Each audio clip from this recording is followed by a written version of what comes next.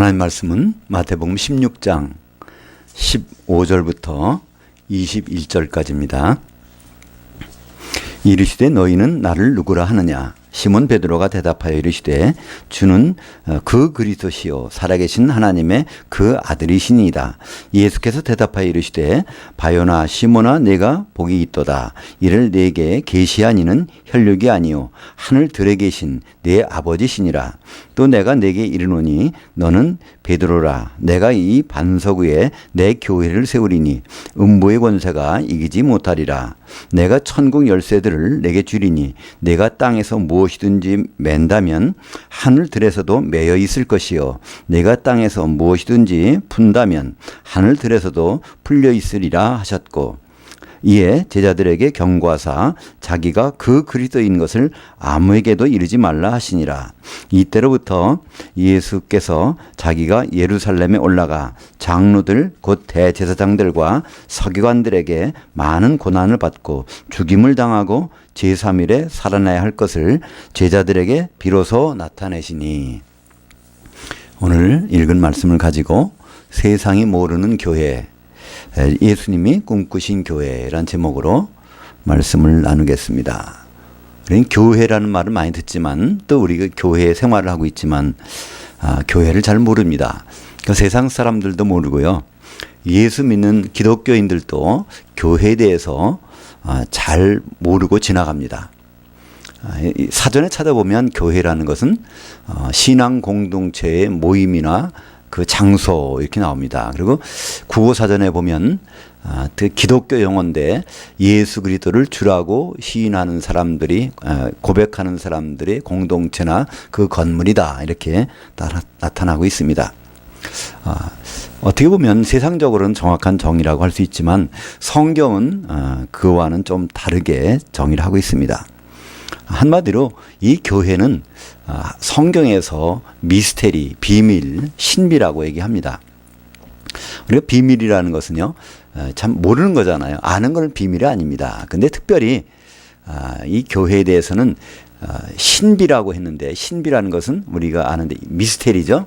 이거 들어도 잘 이해가 안 가는 겁니다. 근데 이 특별히 교회는 가장 큰 비밀이요 신비라고 에베소서 5장 32절에 보면 이 교회에 대해서 성경에서 가장 큰 비밀이고 신비다. 그러니까 사람들이 교회에 대해서 안다 그러면요, 이거는 좀 이상한 겁니다. 성경에서 가장 큰 비밀이고 신비인데 알 수 있다면요, 이건 이상한 거 아니겠습니까? 이미 비밀이 아니겠죠? 성경에서 말하는 교회는 장차 예수님이 다시 오실 텐데 그 예수님과 공중에서 혼인할 대상자가 바로 교회라는 겁니다. 이게 좀 우리가 그렇기 때문에 참 납득이 안 되는 거죠. 그렇죠? 주님이 오신다는 것도 좀 막연한 생각하고 있는데 그분이 와서 결혼할 그 처녀가 교회라고 하니 우리가 지금 이제 교회 생활을 하고 있는 교회하고는 조금 동떨어진 거 아닌가 그런 생각을 할 수 있습니다. 그러나 성경은 창세기부터 요한계시록까지 이 교회에 대해서 말씀하고 있습니다. 창세기 2장 24절에 보면 남자가 부모를 떠나 그 아내와 합해서 한 몸을 이룰지니라 하는데 거기에 남자는 아담을 의미하고 있고 그 아내는 하와를 얘기하고 있는데 그걸 통해서 하나님은 앞으로 될 일들을 말씀하고 계십니다. 근데 그 내용을 사람들은 이해를 못했어요. 근데 신약에 와서 에베소서 5장 31절에 보면 창세기 2장 24절의 말씀을 거기다 다시 옮겨놓고 에베소서 5장 32절에서 이것은 큰 비밀인데 예수 그리스도와 그 아내인 교회에 대해서 말씀한 거라고 이렇게 이걸 계시를 해 주셨습니다. 그래서 성경의 마지막에 요한계시록에 가면요, 거기에는 어린 양의 신부, 어린 양의 신 예수님이 나오고 그 신부인 그 새 예루살렘이 교회의 완성이 나타나게 됩니다. 그래서 이 성경은 한마디로 결혼 이야기입니다. 이 세상에 결혼 관계가 있죠. 그것은 사실은 하나님의 결혼 관계를 이해하기 위해서 우리에게 주신 특별한 제도입니다. 그래서 교회는 창세기에서는 아담의 아내로 시작해서 요한계시록에서는 어린 양의 신부로 완성되는 이런 모습이 성경에 우리에게 나타나고 있죠. 그렇기 때문에 성경의 결론은 요한계시록입니다. 요한계시록 뒤에는 하나님이 더 이상 말씀을 주신 것이 없습니다. 근데 성경의 요한계시록이 마지막 장이 요한계시록 22장이거든요. 근데 요한계시록 22장 16절에 보면 나 예수는 교회들을 위해서 내 천사를 보내서 이것들을 너에게 증거하게 하였노라. 그러니까 예수님이 마지막 말씀은 이제 교회를 위해서 하셨다는 거예요. 그리고 그 뒤에 하시는 말씀이 뭐죠? 내가 진실로 속히 오리라. 그리고 성경은 끝마칩니다. 그러니까 우리가 정말로 예수 믿는 사람이라면 예수님의 마지막 음성만큼은 귀를 기울여지지 않을까요? 어떤 사람이 우리가 있는데 그 사람이 죽을 때 유언하는 말은 다 경청합니다. 그죠? 그 유언장은 참 법적으로 굉장히 효력이 있어요. 근데 우리는 예수님이 유언하신 말씀에 대해서 별 관심 없단 말이에요. 그죠? 내가 결혼하러 올 텐데 나는 내 신부하고 결혼하겠다. 그 신부가 좀 되어주지 않을래? 그렇고서 이제 가셨는데 우리는 누가 그분의 신부가 될까부터 막연하지 않습니까? 이 교회는 아브람 유대인들이 생기기 전부터 창세기에서부터 작정된 거니까요. 노아 홍수 전부터 작정된 것이니까요. 그래서 유대인들이 여호와 하나님을 섬기고 있다. 그들이 하나님의 백성이다. 이것을 떠나서 그 전부터 있었던 것이고 유대인들이 다 버림받은 다음부터도 교회는 계속해서 있어야 되는 것입니다. 그래서 창세기 2장 21절부터 24절까지는요. 이 교회가 어떻게 탄생이 되고 결국 교회의 운명이 어떻게 될 것인 것을 아담을 통해서 설명을 합니다. 그러니까 창세기 2장 18절에 보면 하나님은 참 보기 안 좋은 것이 있다는 거예요. 하나님이 선하지 않은 것이 있다는 것입니다. 우리는 세상에서 저 사람은 선한 사람이야. 선한 행식을 해야 돼. 이렇게 말하지만 그건 세상적인 도덕이고요. 하나님께 선한 것은 무엇인가? 이것이 창세기 2장 18절에 나옵니다. 아담이 혼자 사는 거 참 선하지 않다는 거예요. 그럼 아담에게 돕는 배필이 생기는 거 하나님께 선한 거라고 말씀하고 있습니다.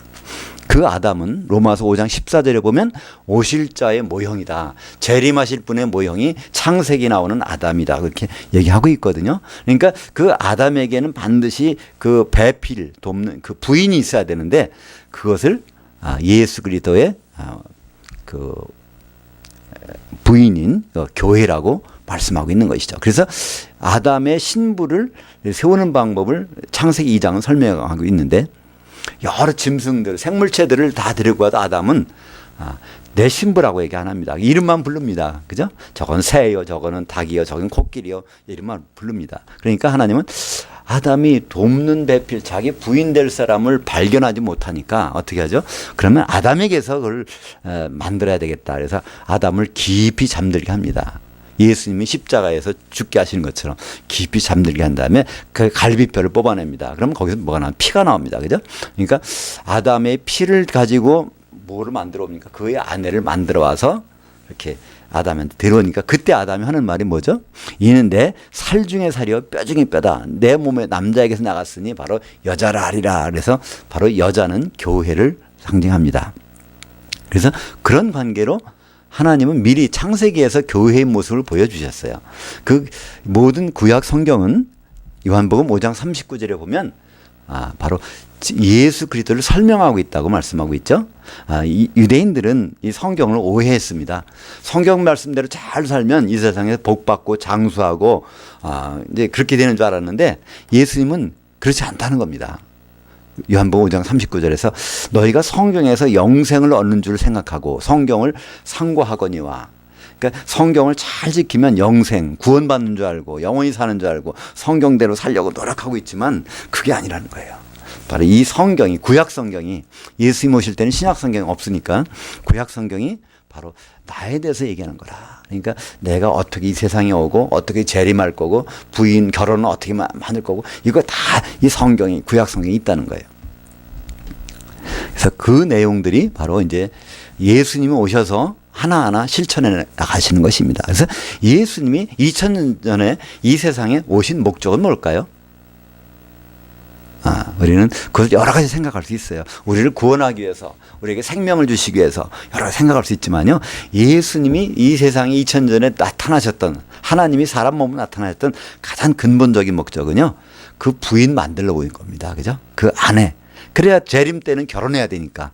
그러니까 초림 때는요, 부인을 만들러 오셨고, 재림 때는 그 부인과 결혼하시는 것. 그것이 성경의 마지막 얘기입니다. 그죠? 네. 그래서 그의 아내 될 부인, 그것이 바로 교회인데, 교회가 만들어지는 처음 장면, 그거를 처음 시사하신 것이 오늘 우리가 봉독한 말씀 중에 있습니다. 그래서 어떤 사람들은 교회를 그렇게 말해요. 오늘 말씀 중에 보니까 베드로가 한 고백처럼 주는 그리스도시요 살아계신 하나님의 아들이십니다. 이런 고백을 한 사람이 교회라고 합니다. 그런 신앙 고백을 가진 사람. 그러니까 각자가 교회라고 그래요. 각자도 교회, 그런 고백을 한 사람 모여도 교회, 이렇게 얘기를 합니다. 근데 그게 교회일까요? 교회는 각자는 교회가 될 수가 없습니다. 교회는 몸이어야 되거든요. 예수님 몸은요, 지체 한 개를 모으면 안 됩니다. 손 한 개, 발 한 개, 이건 모으면 안 돼요. 그 지체들이 모여야 몸이 됩니다. 그렇게 말씀하시는 사람들을 보면 고린도전서 3장 16절을 예로 듭니다. 거기 보면 바로 주보에는 안 옮겨놨네요. 예, 고린도전서 3장 16절에 보면 너희가 하나님의 성전인 것과 하나님의 성령이 너희 가운데 계시는 것을 알지 못하느냐, 이런 말이 나옵니다. 그러니까 각자 내가 성전이고 내가 성령이 속에 계시니까 나는 바로 교회다, 이렇게 얘기하는데요. 그때 거기서 너희가 아니라, 그러니까 너가 아니라 너희거든요. 너희라는 것은 고린도 교회에 보낸 편지니까 고린도 교회를 얘기하고 있는 거고요. 고린도 교회 성도들을 얘기하고 있습니다. 그리고 너희가 하나님의 성전, 그 성전은 단수입니다. 너희가 모이어서 하나님의 한 성전을 이루는 것인데, 이렇게 얘기하고 있는데 우리는 각자가 성전이라는 거예요. 그죠? 거기서 이게 성경하고 우리가 생각하는 것이 다릅니다. 그렇기 때문에 각자는 교회가 될 수가 없습니다. 각자는 성전도 아니에요. 그래서 우리는 모이는 거고요. 우리는 교회가 필요한 것입니다. 예수님이 그럼 예수님이 2000년 전에 오셔서 하신 뭐라 오셨을까? 죄를 사해 주시러 오셨다. 병을 고쳐 주러 오셨다. 이렇게 얘기하는 사람들이 많이 있어요. 예수님 3년 반 동안 하신 일이 뭘까요? 그걸 다른 말로 공생애라고 합니다. 공적인 생활이에요. 예수님이 이 세상에 오셔서 30년 동안은 사생활을 가지셨어요. 개인적인 생활을 했단 말이에요. 그죠? 30세가 될 때까지는 그분은 아무것도 못 하셨어요. 죽은 자도 못 살리고 뭐 특별한 이적을 행한 것도 없습니다. 근데 30세가 딱 되자마자 막 일을 행하십니다. 왜 그럴까요? 예수님이 이 세상에 2000년 전에 오실 때는 우리가 똑같은 모습으로 오셨거든요. 하나님이시지만 그분이 하나님의 모든 능력은 다 어디다 두고셨어요? 하늘에다가 두고셨어요. 빌립보서 2장 6절부터 8절까지 보면 바로 그분은, 예수님은 하나님의 본체시나 하나님과 동등됨을 취할 것을 여기지 아니하시고 바로 종의 형체로 사람 모습으로 나타나셔서 죽기까지 복종하셨다. 그러니까 하나님의 능력을 조금을 갖고 내려오시면 십자가에 들어가 달리셔서 죽을 수가 없거든요. 하나님은 어떻게 죽습니까? 못 죽거든요. 그래서 예수님은 하나님의 모든 권세와 능력은 하늘에다가 남겨놓으시고 지금은 회복하셨지만 내려놓고 이 세상에 오셨습니다. 그래서 30년 동안은 사생활을 하셨어요. 그래서 30세가 되니까 바로 요단강에서 이제 세례를 받으시고 성령이 임하십니다. 그래서 예수님이 성령에 힘입어서 모든 일을 행하는 것이지 그분은 할 수가 없었습니다. 그분이 할 수가 있다면 그건 잘못된 거예요. 그래서 베드로는 그걸 나중에 고백을 합니다. 사도행전 10장 38절에 가보면요, 베드로가 고넬료의 집에 가서 설교할 때 그렇게 말해요. 하나님이 나사렛 예수에게 성령과 능력을 기름 붓듯 하셨음에 그가 두루 다니시며 착한 일을 행하시고 마귀에게 눌린 모든 자를 고쳐주셨으니 하나님이 그와 함께 하심이라. 바로 성령으로. 그러니까 예수님이 활동하신 모든 것은 성령의 능력으로 하신 것이지 그분은 완전히 사람으로 오셨었다, 이런 얘기를 하고 있죠. 그래서 예수님은 그럼 예수님이 3년 반 동안에 그런 놀라운 일들을 하셨는데 그 일들이 바로 병 고치고 죄 사함이 그게 목적이라면 예수님은 실패한 분이잖아요. 그죠? 병을 고쳐봐야 몇 명 고쳤겠어요. 그죠? 죄를 용서해줘봐야 몇 명 용서해 주셨겠어요. 그리고 그 당시에 살던 사람들, 지금 세대 사람은 관계없어요. 그죠? 그 당시 2000년 전에 살던 유대인들 중에 몇 사람, 또 이방 몇 명도 있지만 그 사람들이 병 고쳐주고 뭐 죄 사해주고 했다면 이거는 예수님이 3년 반 동안 헛수고한 겁니다. 그죠? 잘못 다 이루지 못한 거예요. 그러나 예수님은 3년 반 동안의 그 일을 하시면서 모든 일을 완성하셨어요. 그 모든 일이 과연 무엇일까? 예, 요한복음 17장 4절에부터 그 내용이 나옵니다. 요한복음 17장 4절에 아버지께서 내게 하라고 주신 일을 내가 이루어 아버지를 이 세상에서 영화롭게 하였사오니. 요한복음 17장의 내용은요, 이 3년 반의 공생애를 마치고 이제 몇 시간 후면 십자가에서 죽으실 그 순간에 마지막으로 하신 말씀이에요. 예수님 마지막 기도이십니다. 마지막 이걸 하실 때 내가 지금 쭉 한 것 다 마쳤습니다. 완성했습니다. 이거예요. 근데 그 완성한 내용을 쭉 뒤에 보면요, 아버지께서 내게 주신 이 사람들을 잘 보존해서 아버지를 알게 했고 그들은 아버지를 지금 알고 있습니다. 근데 그들 중에 한 명만큼은 멸망의 자식이고 11명은 제대로 다 돼 있습니다. 이 보고를 하고 있어요. 그렇다면 예수님이 바로 아버지께서 하라고 한 일을 3년 반 동안 한 일은 사도들을 세우는 일입니다. 그죠? 왜냐면 다른 일, 지금 11명 남겨놓고 11명이 온전히 됐다는 거니까. 그렇잖아요? 그러니까 이 사도들을 얻으시는 일이 예수님이 원하시는 일이에요. 그러니까 교회를 세우려면, 어린 양의 신부를 세우려면 사도들이 있어야 그걸 세우니까. 그래서 사도들이 세워지는데요. 근데 이 사도들을 통해서 또 하나님은 주님은 하신다는 말씀은 이제 17장 후반절에 다시 나옵니다. 그래서 예수님의 3년 반 동안 하신 일은 바로 사도들을 얻는 것입니다. 근데 왜 예수님은 많은 오병이어를 행하시고 또 죽은 자도 살리시고 병도 고치시고 무리도 걸어 다니시고 왜 그랬을까요? 그 모든 일들은요, 사도들에게 하나님이 누구라는 걸 알고 예수님이 자기가 누구라는 걸 알려주기 위해서 뭐라고 그럴까요? 그걸 현장 실습이라고 그럴까요? 그러니까 모든 일들은 사도들을 보여주시기 위해서 하신 것입니다. 그래서 그 많은 사람들이 있건 없건 관계없는 거예요. 그래서 이 사도들을 통해서 예수님은 지금 마지막 일을 하십니다. 요한복음 16장은요, 이제 모든 3년여의 일을 끝나고 나서 제자들 데리고 북쪽으로 여행을 가시는 것입니다. 세상적으로 말하면 졸업여행이라고 할 수 있어요. 그죠? 졸업 때는 이제 선생님이 제자들을 데리고 어디 추억을 남길 만한 곳에 가지 않습니까? 예수님은 이제 이 모든 공생애를 마치시고 십자가 달리시기 전에, 십자가 달리시려면 예루살렘 남쪽으로 가야 되는데 북쪽으로 방향을 트셨어요. 처음으로 북쪽의 가이사라 빌립보에 가서 이제 제자들에게 물어봅니다. 세상 사람들이 날 누구라고 하디? 그랬더니 세례 요한이 죽었다가 살아났다고 합니다. 그리고 예레미야 또 엘리야라고 합니다. 그렇지 않으면 선지자 중에 한 명 같다고 합니다. 그래서 사람들은 예수님을 다 선지자라고 알고 있다는 거예요. 근데 그러면 너희는 나를 누구라고 하느냐? 지금 예수님이 심혈을 기울여서 사도들을 딱 모아놨는데 그러면 너희들은 나를 누구라고 하느냐? 그때 거기서 정답이 나옵니다. 그죠? 베드로가 그러는 거예요. 주는 그 그리스도시요 살아계신 하나님의 아들이십니다. 그때 사실 주라는 말은 없어요. 우리말 번역이 주라고 그랬지. 당신은 그 그리스도십니다. 그 고백이에요. 그 그리스도. 그러니까 그리스도라는 뜻은요, 기름 부음을 받았다는 뜻인데요. 선지자도 그리스도고요. 제물 드리는 제사장도 그리스도고 왕도 그리스도입니다. 근데 사람들은 선지자로서의 그리스도라고 하지만은요, 예수님이요, 선지자의 그리스도만이 아니라 지금 죽으실 제물될 그리스도란 말이에요. 그러는 거예요. 베드로가 고백한 건 그렇습니다. 그래서 거기 고백이 16절에 보면 시몬 베드로가 대답하여 이르시되 당신은 그 그리스도십니다. 여기 정관사가 붙어요.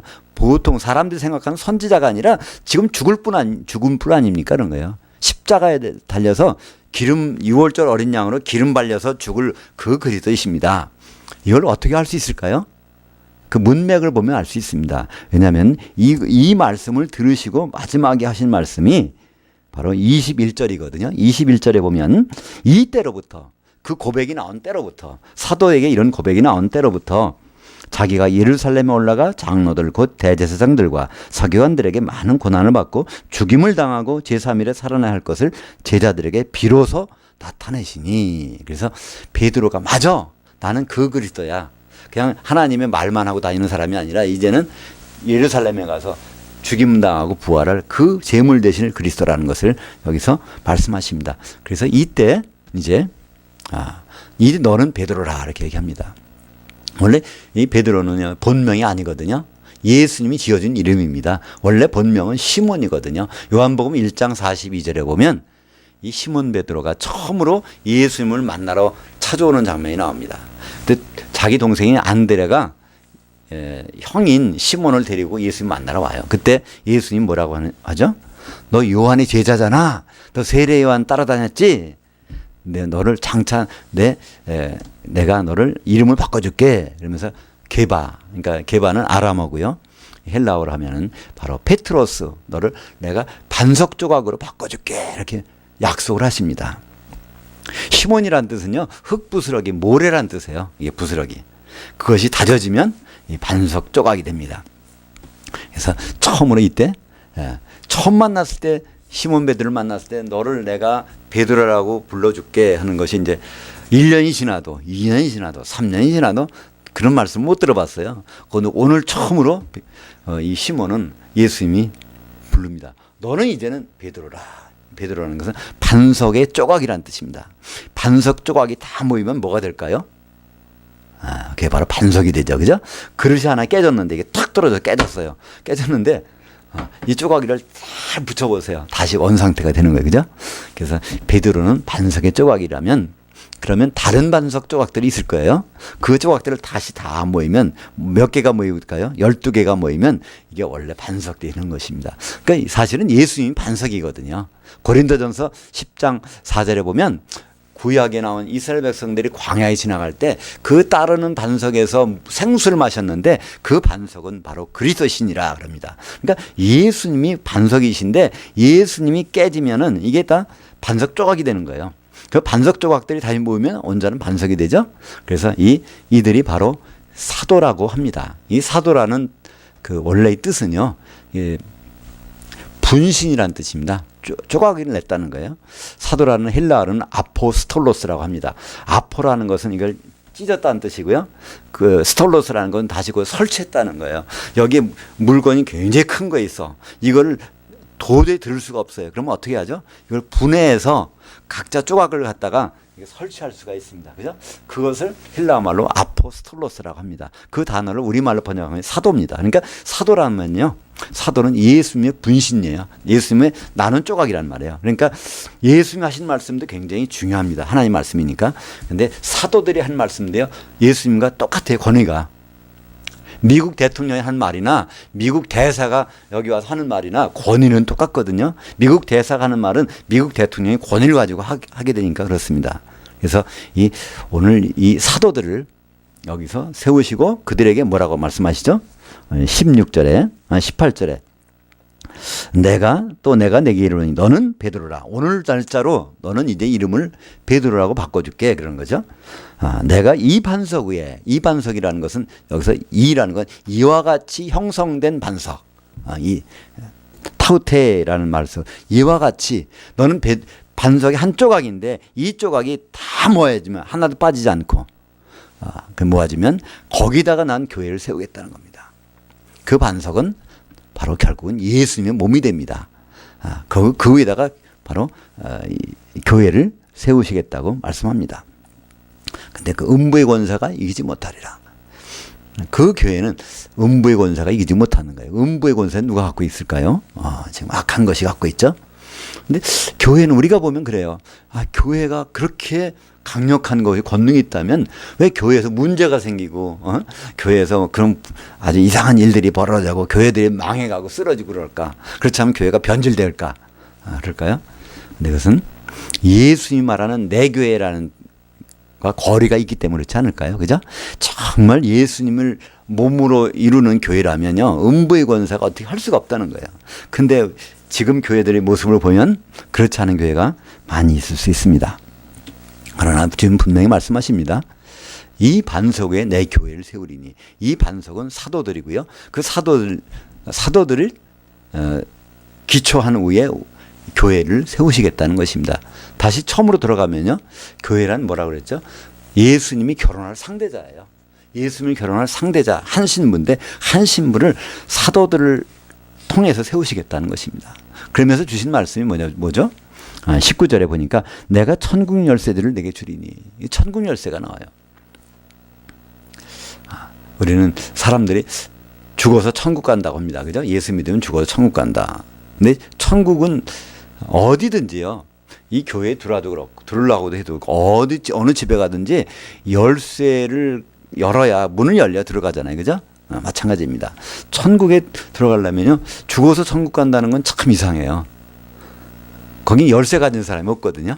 예수님이 열쇠를 다 제자들에게 남겨놓고 하셨는데, 그러니까 천국은 죽기 전에 돌아야 되는 거라는 걸 알 수 있는 것이죠. 그래서 천국 열쇠를 주는데, 이 열쇠를 하나 준 게 아니라 열쇠를 여러 개 줬어요. 그 열쇠가 하면 12개일 겁니다. 사도 12사도니까. 사도는 12사도 이상은 없어요. 많은 사람들은 지금도 사도 학교를 세워서 사도를 배출합니다. 그러나 그건 맞지 않습니다. 어린 양의 사도는, 예수님의 사도는 12명밖에 없어요. 사도라는 뜻은 목격자라는 뜻입니다. 예수님 목격자 12명밖에 없단 말이에요. 요한계시록 21장 14절에 보면 어린 양의 12사도의 12이름이 거기 기록되어 있더라. 그래서 12명 넘을 수가 없는 것이죠. 근데 오늘 여기 말씀을 보면 베드로에게 뭐라고 하시죠?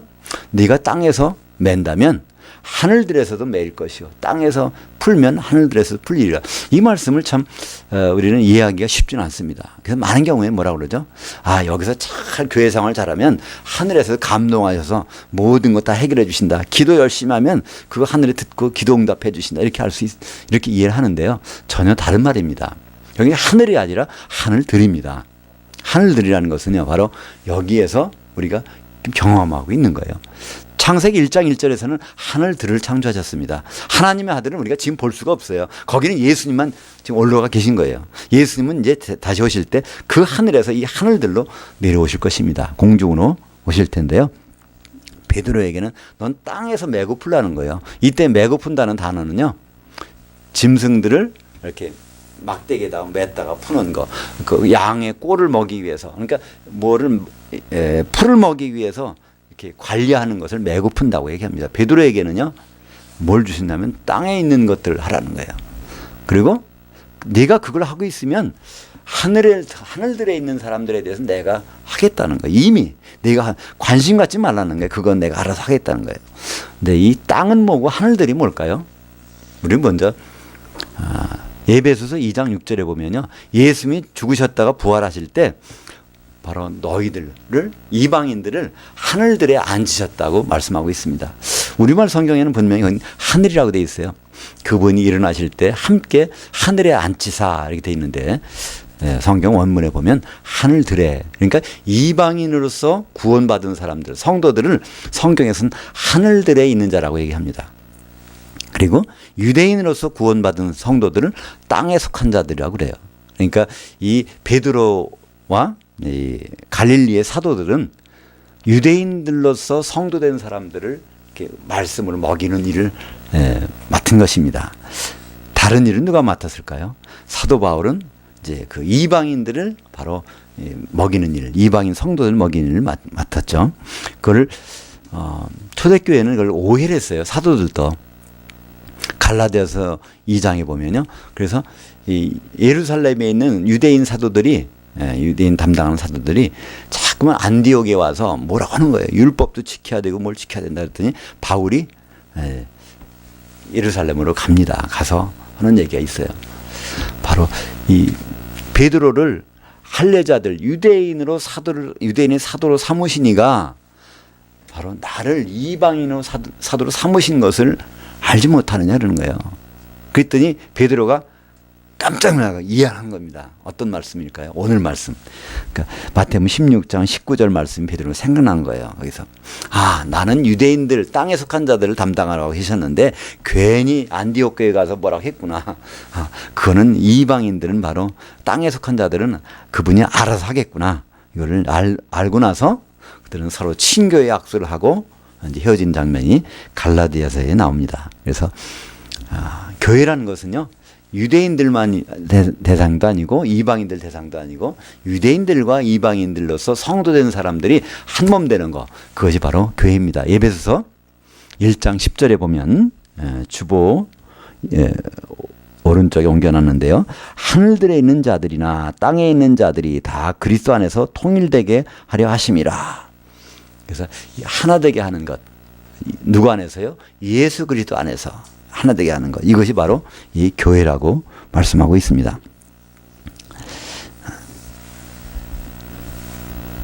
이제 천국 열쇠들은 예수님이 사도들에게 주셨는데 문제는 사도들이 죽었다는 거예요. 그죠? 다 죽었습니다.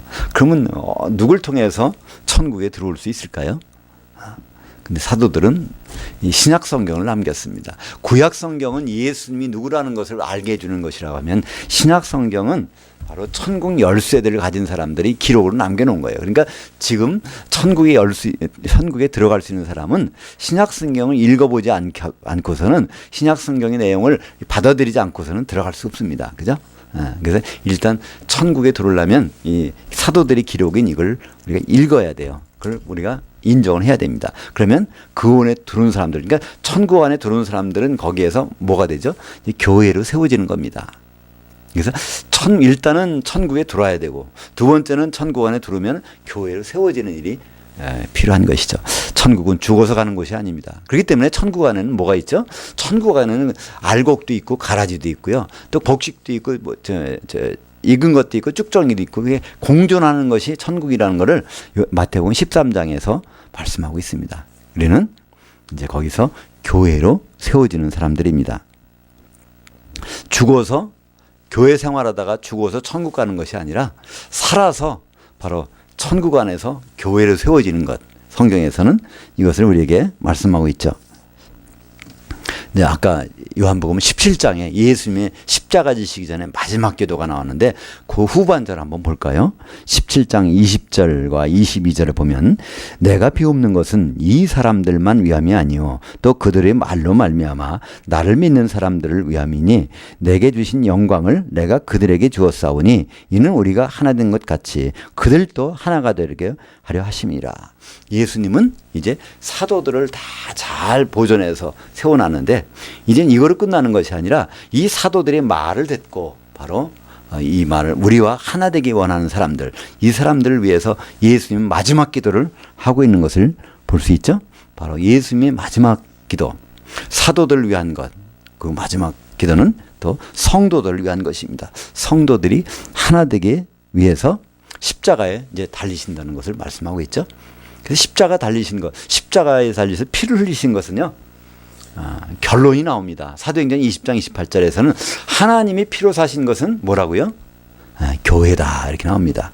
개인을 사신 것이 아닙니다. 교회를 사셨어요. 왜 교회를 사셨을까요? 그분이 다시 오실 때 결혼 상대자를 정해 놓으시려고. 그래서 지금은 십자가를 지셨습니다. 예수님은 베드로에게 땅에 있는 자들을 메고 풀라고 하셨습니다. 그리고 바울에게는 이방인들을 메고 풀라고 하셨죠. 그래서 그것이 하나 된 것이 바로 이 교회입니다. 에베소서 2장 20절에 보면 너희는 사도들 곧 선지자들의 기초서구에 세우심을 입은 자들이라. 너희라는 것. 에베소 교회에다가 너희라면 그건 에베소 교회고 에베소 교회 성도들입니다. 성도들은 어디 있다고요? 사도들의 기초서구에. 사도들은 바로 이 신약성경. 신약성경의 기초에서 세워지는 사람들이 바로 이 교회입니다. 그것을 확인할 수 있는 곳이 있어요. 요한계시록 21장 14절에 보면 그 예루살렘 성의 성곽에는 12기초석이 있고 그 위에는 어린 양의 12사도의 12 이름이 있더라. 그러니까 어린 양의 신부가 어디에 서 있는지를 성경은 우리에게 보여주고 있습니다. 사랑하는 여러분, 교회는 건물이 아닙니다. 그렇다고 개인이 성령 모시고 있다고 그것도 교회가 아닙니다. 땅에 속한 유대인들 성도들과 바로 하늘들에 속한 이방인 성도들이 그리스도 안에서 하나 되는 것, 그것이 바로 교회입니다. 교회는 바로 지금은 하나님의 성전이에요. 성전이라고 하면요, 하나님이 사람과 만나는 곳입니다. 그죠? 하나님은 어디나 계세요. 하나님 아버지. 근데 우리와 만날 수 있는 곳은 바로 하나님의 성전에서 만나기 때문에 바로 너희는 고린도전서 3장 16절에 하나님의 성전이요. 그때 너희는 교회입니다. 그죠? 그리고 하나님의 성령이 너에게 계시는 거 알지 못하느냐? 우리 가운데 성령께서는 함께 하십니다. 예수님은 하늘에서 공중으로 재림하셔 이제 기름을 준비한 성도들과 만나서 결혼식에 들어갈 것입니다. 그때 천년 지난 다음에는 수정같이 맑은 새 예루살렘 성벽이 나타나게 되는 거죠. 그게 우리들이 거기서 한 몸이 돼가지고 그게 나타나는 거예요. 우리 좀 상상이 안 가시죠? 그것이 우리가 그렇게 변해가지고 그렇게 된다는 것이. 근데 쉽게 생각하면 돼요. 바다에 모래가 얼마나 많은지 몰라요. 그죠? 그 모래 가지고 이걸 열을 가하면 유리 구슬을 만들 수 있어요. 하나 얼마든지. 그죠? 우리가 다 하나 한 사람 한 사람들이 지금 낮게 같이 보이지만 그것이 강력한 하나님의 능력 가운데 성령 안에서 하나가 되면 수정같이 맑은 한 벽옥으로 하나님의 성전이며 어린 양이 신부고 나타나게 될 것입니다. 교회는 누에가 꿈꾸는 나비의 세계. 누에들은요, 그들이 나중에 누에꽃 속에 들어가서 나비가 된다는 사실을 대개는 모를 거예요. 근데 만약에 그것을 누가 알려줄 수 있다면 그들은 그 날마다 평면상에서 움직이는 2차원 세계에서 움직이는 그거지만은 그냥 열심히 뽕잎을 먹고 있지만 그러나 다음 세계에서는 3차원에서 날고 있다는 그것을 바라보는 꿈이 있을 것입니다. 그걸 만약에 알 수 있다면 누에는 누가 하지 말라고 그래도 아주 뽕잎을 가려서 먹을 거예요. 영양가 있는 뽕잎만 가려서. 그래야 누이꽃 속에 잘 들어가야 나중에 이제 나비로 잘 나타날 테니까. 우리도 마찬가지로 이 세상이 끝이 아닙니다. 이 세상은 좋은 기회예요. 누에로 말하면 아주 좋은 뽕잎을 잘 먹어야 되는 거예요. 그죠? 왜냐하면 다음 세상에서는 이 세상을 기반으로 나타나기 때문에 그렇습니다. 우리는 이제 다들 영적인 나비로 변신할 것입니다. 그거는 이를 위해서 주님은 반드시 오세요. 누에가 오늘 뽕잎을 먹고 있다고 해서 내일도 똑같은 건 아닙니다. 또 바뀌어질 수 있어요. 누에꽃 속에 들어갈 수 있단 말입니다. 그러나 거기 끝이 아니라는 거예요. 반드시 나비 세계에 있는 것처럼 예수님 반드시 오십니다. 그러면 우리는 이제 꼬치 속에 들어갔다가 바로 나비로 변신하는 거죠. 그것은 그냥 환상적인 얘기가 아니라 실제적인 얘기, 이렇게 눈에로 볼 수 있는 얘기, 바로 우리가 느껴야 되는 그런 현실이 나타나게 되는 것입니다. 주님은 반드시 다시 오십니다. 이것이 바로 이 세상을 모르는 그러나 주님 꿈꾸신 교회의 모습입니다. 우리는 지금 그 교회의 한 지체가 돼서 이 세상에 살고 있습니다. 눈에 보이는 거는요, 끝나게 돼 있어요. 지금 보고 있는 서로 모습들이 이게 다가 아니거든요. 매일매일 새로운 세포가 생겨나고 먼저 세포는 죽고 계속 바뀌어요. 그러나 이 몸속에 들어있는 우리 자신들은 이 몸속에 들어있잖아요. 우리 영혼은 이 속에 들어가 살고 있습니다. 나중에 부활하는 것은 이 육체가 아니라 영의 몸을 입어서 부활합니다. 그 부활에서 주님을 만나는 신부가 되는 것, 우리의 목표입니다. 그 목표가 있기 때문에 우리는 오늘도 어떤 세상 일들이 좀 즐거운 일도 있고 또 그렇지 않은 일도 있고 고통도 있고 심지어는 죽을 수도 있어요. 그러나 그 모든 것은 결국은 주님을 만나는 좋은 기회와 재료로 사용된다고 할 때 하나님은 우리를 얼마나 그걸 알고 살고 있는 사람들 기뻐하실지. 우리는 예수님이 꿈꾸신 교회의 지체들입니다. 기도하겠습니다.